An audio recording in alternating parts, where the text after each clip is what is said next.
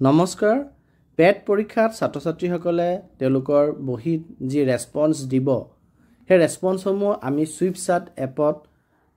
দিব লাগিব শিক্ষকসকলে বা এক্সটাৰ্নাল ইভালুৱেটৰ গৰাকী যত এক্সটাৰ্নাল ইভালুৱেটৰ গৈছে সেই প্ৰসেছটো কিদৰে কৰিব লাগিব আজি ভিডিঅ'ত মই আপোনালোকক দেখুৱাম তাৰ কাৰণে প্ৰথমতে আপোনালোকে সুইপচাট এপটো গুগল প্লে ষ্টৰৰ পৰা ডাউনলোড কৰিব লাগিব ইনষ্টল কৰি পেলাই আপোনালোকে ডাউনলোড কৰি ল'ব লাগিব এটো জুনে কৰিছে অলৰেডি তেওঁলোকে এপটো মোবাইলত আছে আৰু জুনে এতিয়ালৈকে কৰা নাই তেওঁলোকে এবাৰ এপটো ডাউনলোড কৰিব ডাউনলোড কৰাৰ পাছত আপোনালোকে ওপেন কৰিলে এপটো তেতিয়া প্ৰথমতে আপোনালোকে হেল্লো ডিয়াৰ ওয়েলকাম সুইপচাট বুলি পাব আৰু তলতে মোবাইল নাম্বাৰটো আপোনাৰ ডিয়াৰ অপচন পাব তাত আপোনালোকে নিজৰ মোবাইল নাম্বাৰটো এন্টাৰ কৰিব মোবাইল নাম্বাৰটো এন্টাৰ কৰাৰ পিছত আপোনালোকে ওটিপি এটা আপোনালোকৰ মোবাইললৈ আহিব সেই ওটিপিটো আপোনালোকে এন্টাৰ কৰিব আৰু ওটিপিটো ভেৰিফাই হ'ব তাৰ পিছত যোনটো স্ক্ৰিন আপোনালোকৰ খুল খাব তাৰ খুকোণত আপোনালোকে দেখা পাব স্ক্যান এণ্ড চাট বুলি অপচনটো আছে তাতে আপোনালোকে ক্লিক কৰিব ক্লিক কৰাৰ পাছতে আপোনালোকে স্ক্ৰিনত যোনটো কিউআৰ কোড দেখি আছে এই কিউআৰ কোডটো আপোনালোকে সেই স্ক্যানত গৈ পেলাই স্ক্যান কৰিব লাগিব স্ক্যান কৰিলে এটো আপোনালোকে আসাম পেটৰ কিউআৰ কোড হয় তেতিয়া আপোনালোকৰ আসাম পেট ওপেন হ'ব আৰু ইয়াত নমস্তে কৈ পেলাই আপোনাক ওয়েলকাম জনাব আৰু আপুনি যিদৰে আপোনালোকে হোৱাটছআপত চাট কৰে ঠিক সেইদৰে ইয়াত এটা হাই পঠাব লাগিব হাই এটা আপোনালোকে সেন্ড কৰিব মেছেজ হিচাপে আৰু তেতিয়া আপোনালোকৰ কনভাৰসেচনটি সুইপচাটৰ সৈতে ষ্টাৰ্ট হৈ যাব তাৰ পিছত আপোনালোকে যেকিটা অপচন দেখা পাই আছে স্ক্ৰিনত হিন্দী অসমীয়া মণিপুৰী বড়ো বাংলা হিমাৰ এই অপচন কিটা পা আপোনাৰ বিদ্যালয়ৰ যোনটো মিডিয়াম অফ ইনষ্ট্ৰাকচন যোনটো মিডিয়ামত আপোনালোকে এক্সামটো লৈছে সেই ল্যাঙ্গুৱেজটো আপোনালোকে সিলেক্ট কৰি ল'ব তাৰ পিছত আপোনালোকৰ পৰা আপোনালোকৰ স্কুলৰ ইউডাইস কোডটো বিচাৰিব আপোনালোকে ইউডাইস কোডটো এন্টাৰ কৰি পেলাই মেছেজটি সেন্ড কৰি দিব ইউডাইস কোডটো সুইপচাট এপে লাভ কৰাৰ পিছতে আপোনালোকৰ স্কুলৰ নাম ব্লক মণ্ডল ডিস্ট্ৰিক্ট সকলোবোৰ আপোনাক শো কৰিব আৰু হেখিনি যদি শুদ্ধ তেতিয়ালে আপুনি ইয়েস দিস ইজ কাৰেক্ট অপচনটো সিলেক্ট কৰিব আৰু কৰাৰ পিছত আপোনাক এটা ইউনিক টিচাৰ আইডি অৰ্থাৎ শিক্ষা হেতুত আপোনাৰ টিচাৰৰ যোনটো আইডি আছে 18 দি যোনটো আইডি ইউনিক আইডি ষ্টাৰ্ট হয় এই আইডিটো আপোনাৰ বিচাৰিব অৰ্থাৎ কোন গৰাকী শিক্ষকে ৰেসপন্স কৰি দিব গৈ আছে হেতু জানিব বিচাৰিব আপোনালোকে ইউনিক আইডিটো এন্টাৰ কৰিব তাৰ পিছত আপোনালোকে স্ক্ৰিনত আপোনালোকৰ টিচাৰজনৰ ডিটেইলছ দেখা পাব তেখেতৰ ডেজিগনেশ্যনৰ সৈতে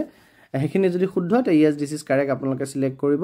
আৰু তেতিয়া আপোনালোকক আকৌ ওয়েলকাম কৰি পেলাই দুটা অপচন আপোনালোকে দেখা পাব ৰেকৰ্ড ষ্টুডেন্টস পাৰফৰম্যান্স আৰু ভিউ সামাৰি যেটো আমি এতিয়া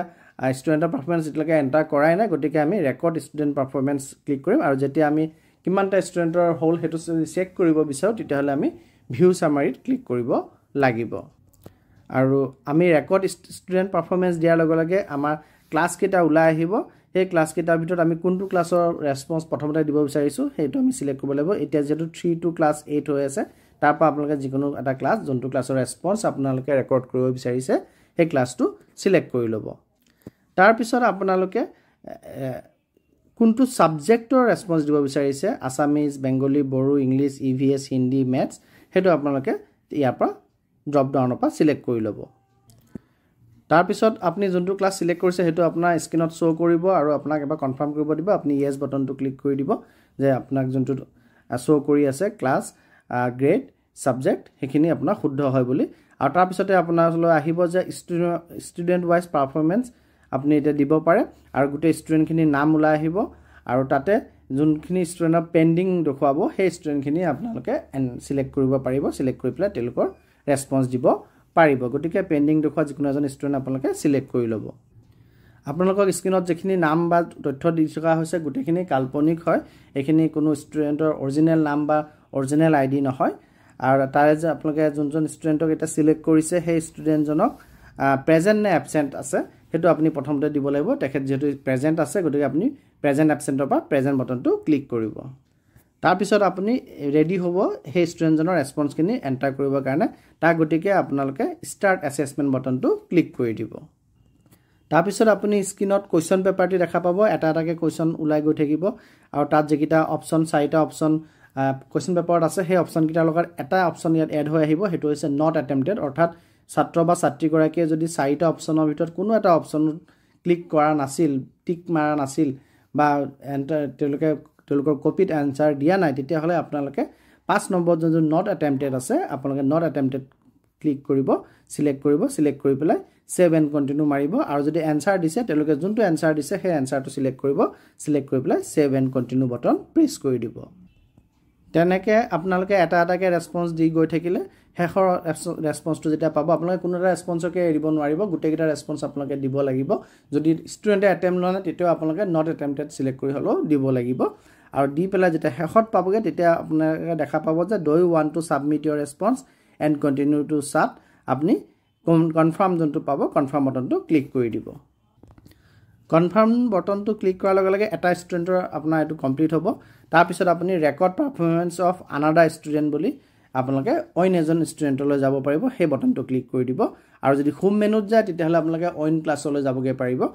কিন্তু ইয়াত যেহেতু এটা ষ্টুডেণ্টে হৈছে গতিকে আপোনালোকে record performance of another student click কৰি পেলাই সেকেন্ড ষ্টুডেণ্টলৈ আপোনালোক যাব পাৰিব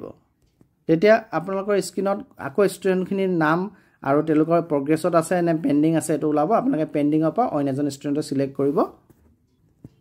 সিলেক্ট কৰাৰ পাছত আকৌ সেই ষ্টুডেণ্টজন প্ৰেজেন্ট নে এবসেন্ট আপোনালোকে তাৰ পৰা সিলেক্ট কৰিব লাগিব আপোনালোকে আকৌ প্ৰেজেন্ট বটনটো ক্লিক কৰি দিব আৰু প্ৰথম ষ্টুডেণ্টজনক যেইদৰে কৰিছিলে সেইদৰে আকৌ আপোনালোকে এটাকে ৰেসপন্স দি পেলাই গোটেইকেইটা ৰেসপন্স দি পেলাই আপোনালোকে ফাইনেল সাবমিশন সেই ষ্টুডেণ্ট গৰাকীৰ মাৰিব লাগিব গতিকে এইদৰে আপোনালোকে ষ্টুডেণ্ট এন্ট্ৰি কৰিব আৰু এন্টাৰ কৰাৰ পিছত ৰেসপন্স কিনি আপোনালোকে যেতিয়া অইন এটা ক্লাছত যাব লাগিব তেতিয়া আপোনালোকে হোম মেনুত ক্লিক কৰিব হোম মেনুত ক্লিক কৰাৰ পাছত ৰেকৰ্ড পাৰফৰমেন্স অফ আনাদাৰ ষ্টুডেণ্টত ক্লিক কৰিব আৰু তেতিয়া আপোনালোকে ক্লাছ সিলেক্ট কৰাৰ কাৰণে অপচন আকৌ এবাৰ পাব আৰু যিকিটা অপচন থাকিব তাৰ পৰা আপুনি পৰৱৰ্তী ক্লাছটো আকৌ এবাৰ সিলেক্ট কৰিব কোনটো ক্লাছত আপোনালোকে এইবাৰ ৰেসপন্স এন্ট্ৰি কৰিব বিচাৰি আছে তাৰ পিছত আপোনালোকে আগৰ দৰে সাবজেক্ট সিলেক্ট কৰিব সাবজেক্ট সিলেক্ট কৰাৰ পিছত গোটেইখিনি তথ্য ইয়েস বুলি আপোনালোকে দিব দিয়াৰ পিছত পেন্ডিং ষ্টুডেণ্টৰ পৰা আপোনালোকে পৰৱৰ্তী ক্লাছৰ ষ্টুডেণ্টখিনিকো এন্ট্ৰি কৰি যাব পাৰিব এই গোটেইখিনি কথা আগৰ যি যেনেকৈ কৰিছিলে তাকে ৰিপিট কৰিব লাগিব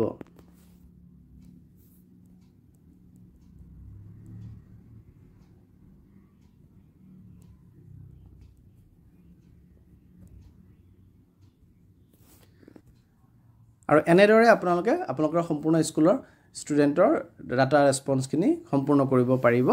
আৰু তাৰ লগতে আমি এটা বস্তু চাব লাগিব যে আপোনালোকে ষ্টুডেণ্টে কেনে ৰেসপন্স দিছে ৰেসপন্সখিনি কেনে ধৰণৰ এন্ট্ৰি হৈছে সেইখিনি যদি চেক কৰিব বিচাৰে তেতিয়া হলে আপোনালোকে হোম মেনুত আকৌ এবাৰ ক্লিক কৰিব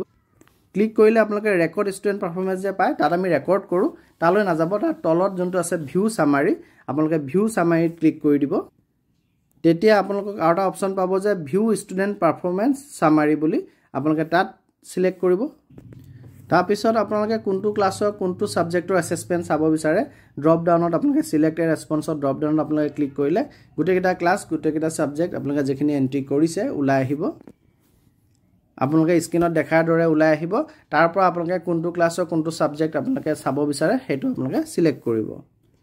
মই ইয়াতে ক্লাছ 6 আছে যেটো সিলেক্ট কৰিছো সোশ্যাল সায়েন্স গতিকে ইয়াতে হেতু দেখুৱাই আছে যে আপুনি ক্লাছ 6 ৰ 1 out of 3 student performance record বুলি অৰ্থাৎ 3 জনৰ ষ্টুডেণ্ট আছে তাৰে এজনৰ পাৰফৰমেন্স ৰেকৰ্ড হৈছে বুলি দেখুৱাই আছে গতিকে আপোনালোকে নেক্সট বটনটো পিছত ক্লিক কৰি দিব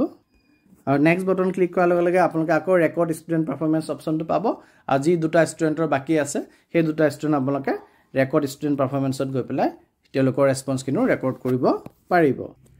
আৰু এখিনি এন্ট্ৰি কৰোতে যদি আপোনালোকে কিবা অসুবিধাৰ সন্মুখীন হয় কিবা টেকনিক্যাল ইস্যু আহে তেতিয়া হলে আপোনালোকে হেল্পৰ কাৰণে আপোনালোকৰ এপটোতে হুকুনত থকা তিনডাল ডটত আপোনালোকে ক্লিক কৰিলে হেল্প এণ্ড সাপোৰ্ট অপচনটো পাব আৰু হে হেল্প এণ্ড সাপোৰ্ট অপচনত আপোনালোকে দুটা নাম্বাৰ পাব